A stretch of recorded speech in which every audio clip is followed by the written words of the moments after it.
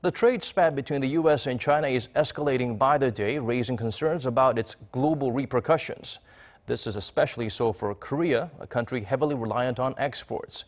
According to our Kim Hye-sung, Seoul's semiconductor industry could experience some brisk highs followed by dangerous lows. A trade war has begun between the world's two largest economies. The Trump administration last Friday started charging duties on $34 billion of Chinese imports, and China hit back against the same amount of American goods, including soybeans and cars.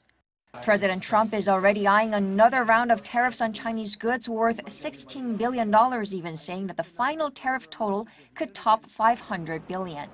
China's exports to the U.S. are worth only about a quarter of what the U.S. sends the other way, but experts say Beijing has cards other than tariffs that it can use to retaliate that could disrupt global supply chains that hurt global trade.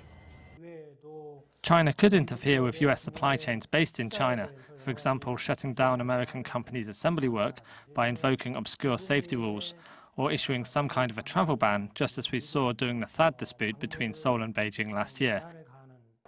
Last week, Beijing banned U.S. chipmaker Micron Technology from manufacturing and selling its products in China.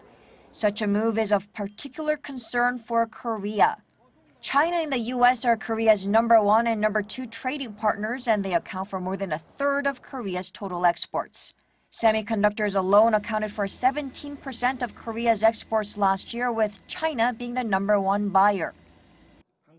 In the short run, banning the U.S. company Micron from selling chips in China could give Korean chipmakers like Samsung Electronics and SK Hynix an edge, since a competitor is out of the market.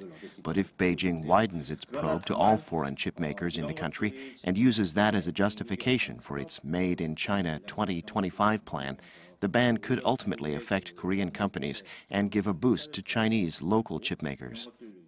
As the U.S.-China trade spat escalates, experts say it could further accelerate Beijing's Made in China 2025 plan, a development plan which aims to increase the country's semiconductor self-sufficiency from 10% to 70% by 2025 through government support. With the boom in the global semiconductor supercycle possibly nearing its end and Chinese authorities launching a probe into foreign manufacturers, Korean chip makers are on alert. Kim Hye-sung, Arirang News.